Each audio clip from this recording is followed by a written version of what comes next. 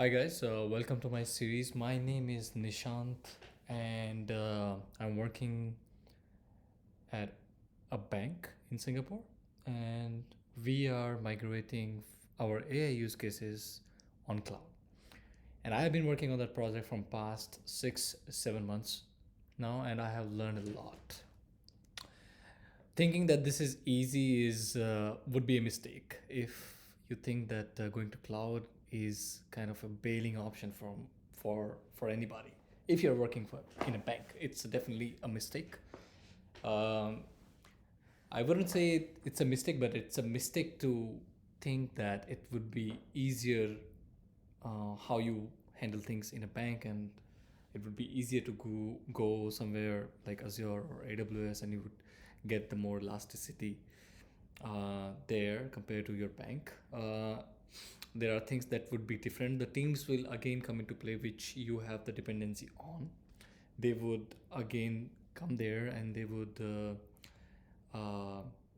enforce the things that they have been enforcing on the bank premises. And then now you have to face this thing that how do you uh, enforce the same standards that you have here on your on-prem and take it to Azure or AWS?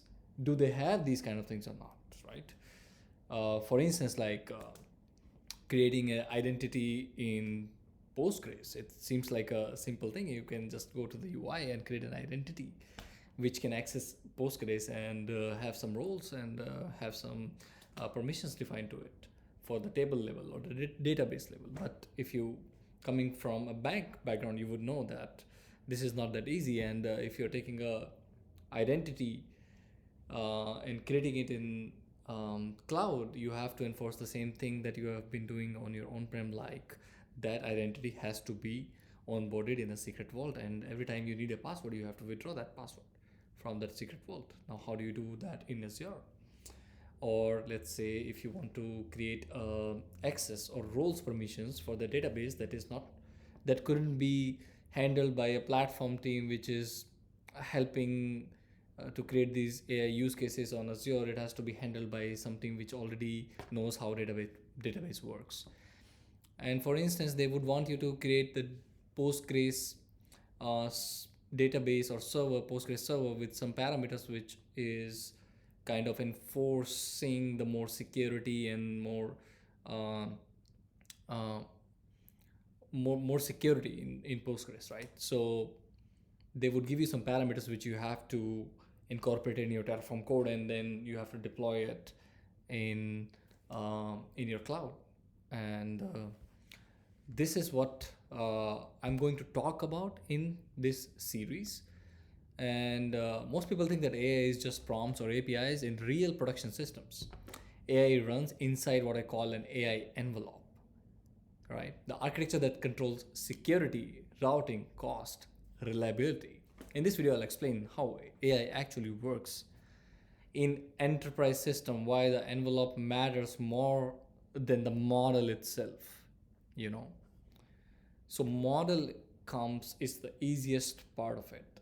What matters is how you design the whole thing, how you reach to the endpoint, which is your model. What kind of security comes into play when you hit that sweet endpoint? There's a lot of things that you need to do before that. It's just not just an endpoint that you can just deploy in a click of a button and then you can use it. No, before using it, you have to go through a lot of things. And um, that's what we are going to talk in this video. Okay, so let's start. So let's start by uh, with the smaller things, because maybe you guys don't know how AI works, what is a model or how model works. But AI envelope is everything around the model, not the model itself. So the model is just one component. The AI envelope decides who can call the model, which model gets called, how traffic is routed, how data stays private, how costs are controlled, how failures are handled. So these are the things that will make a model available to the users. if enterprise system, the envelope is more important than the model itself. So they only focus on how the AI envelope is decided, not the model. It comes at the very end.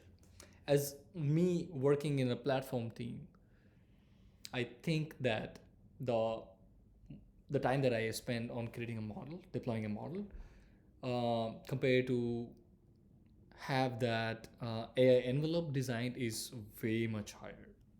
And I'll talk about the uh, why the prompt engineering is not just it's not enough. So prompt engineering is work. It better works for demos. It fails in production. Okay. Prompts doesn't solve security. It doesn't solve multi-tenant access. It doesn't solve latency. It doesn't solve costs, explosions that you can have when you just send a document which is pages and pages, and you or the user, they don't know that how the cost is going to be decided on that model, and they just send it to a very expensive model, let's say GPT-5. It's a very expensive model, so we have to be very careful about these things. And they don't solve governance as well. So in real system, prompts are the smallest role. As I said, the models, it comes to the very end of everything. Before that, a lot of things come in play. So I'm going to talk about now the real AI envelope has multiple layers. I'm going to show you the real depth of the core technical part of what goes into the outside of the model. What is it that makes it so difficult to reach to the model endpoint? And it is difficult. Believe me, it is very difficult. There are a lot of things that comes into play. Like just for an example, I'm going to walk you through with some of the examples, like an ingress layer, right? It's an API gateway which handles authentication, rate limiting, quotas, and this is where I decided who is allowed to talk to the AI. In Azure, there is something called APIM gateway. And they charge you a lot for that APIM gateway. They charge you like $8,000 per month for that APIM gateway alone. The models are not the cost, by the way. And when you move to Azure, you're going to realize it. The models are actually very less expensive. The expense goes to something like APIM gateway. So why do you need it?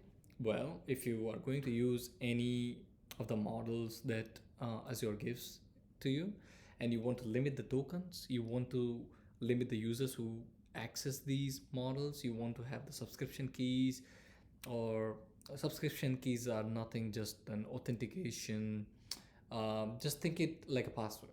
It's just a password to access the token. So you will have an endpoint created by an application gateway, and then APIM will be giving you the subscription key that is like a password that you can call that endpoint from your on-prem or from your machines, or from Azure or from OpenShift that is deployed on your on-prem, anywhere. If the network is open, you can do that and reach out to these APIM provided. So APIM would be the first thing that you would be hitting on, and there you would be decided that how much tokens you can have hourly or minute.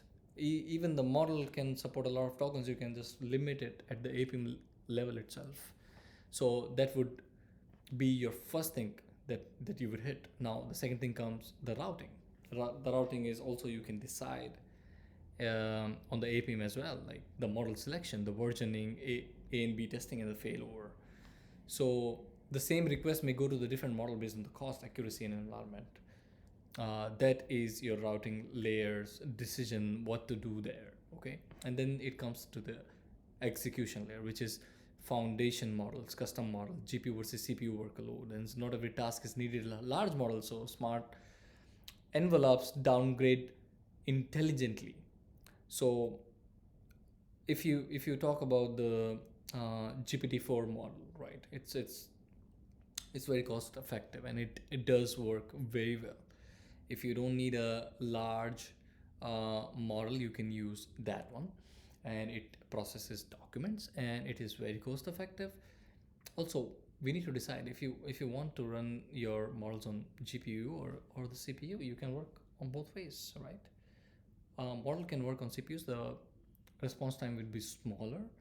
So we need to decide things. If you are okay with the response time, then you can work your models on CPUs rather than GPUs. GPUs cost a lot, by the way.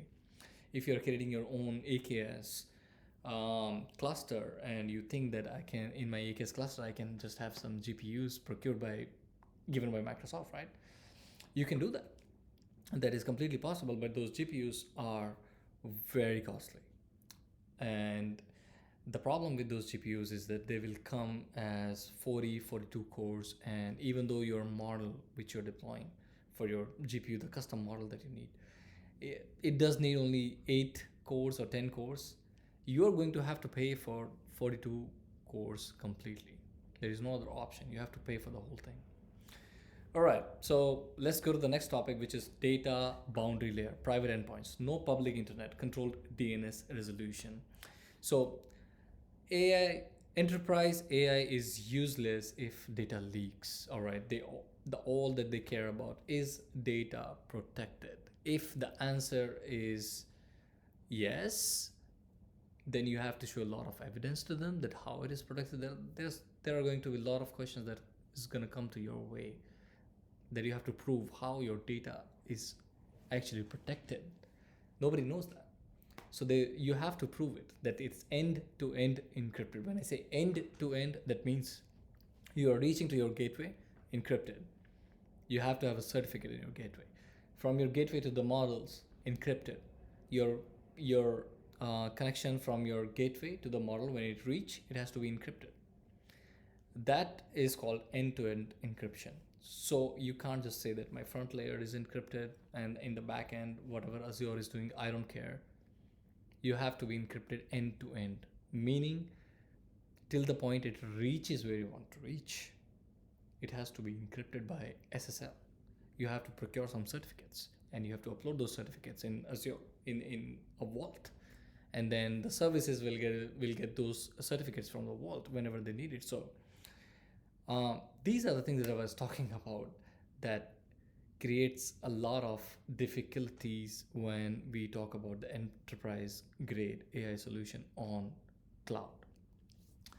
So I'll go more on detail on the data observability and control. So observability and control, when I talk about, is the logging is very important, and the cost tracking is important, and the detection of abuse of a model is very important.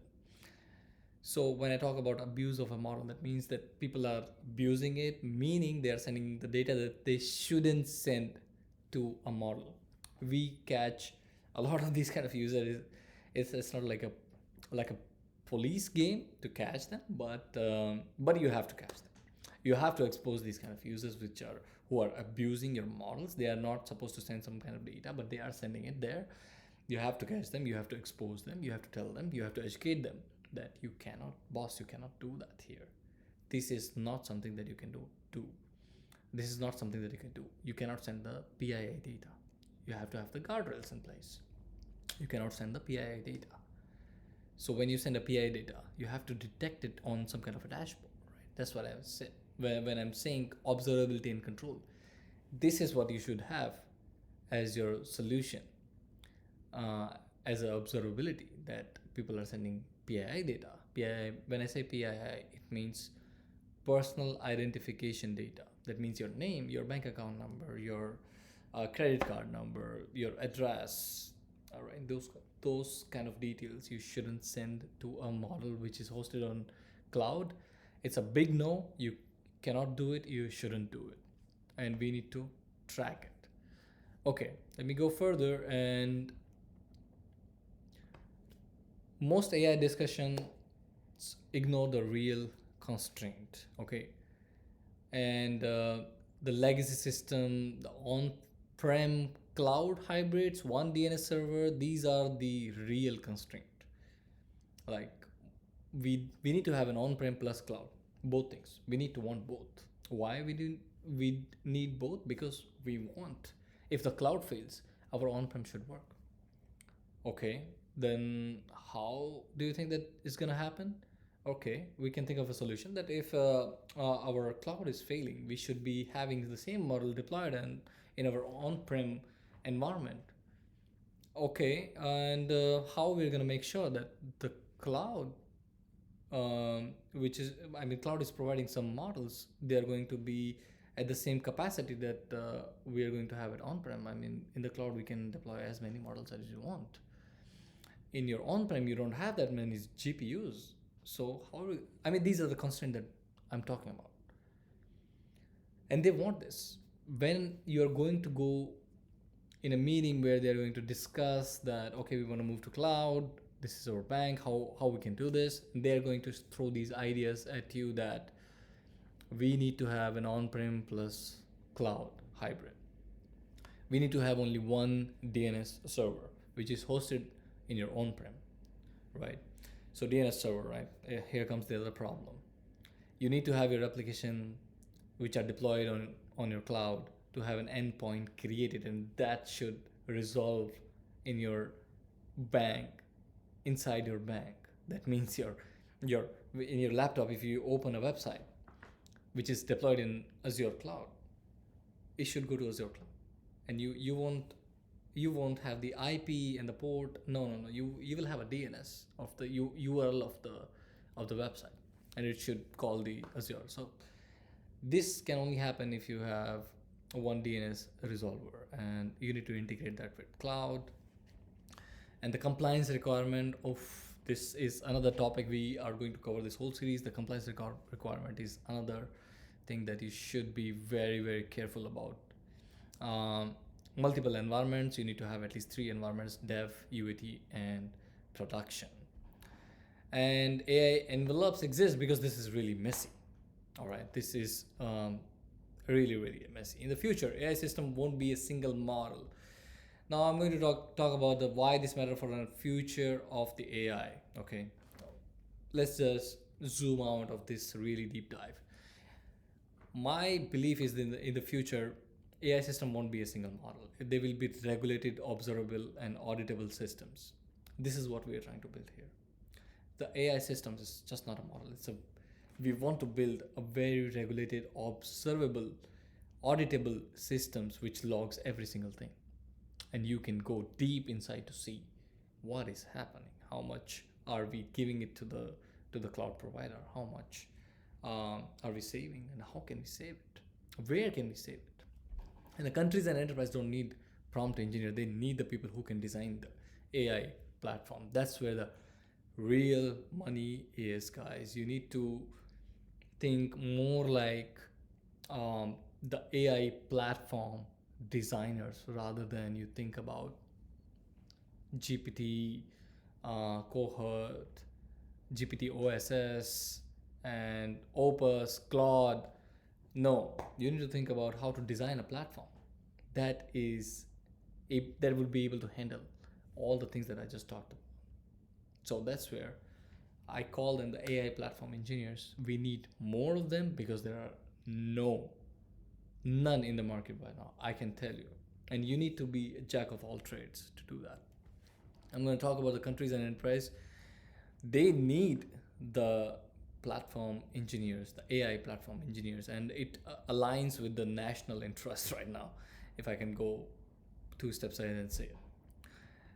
And now I focus on the AI envelope because the model will change, the system will remain. The model is going to change.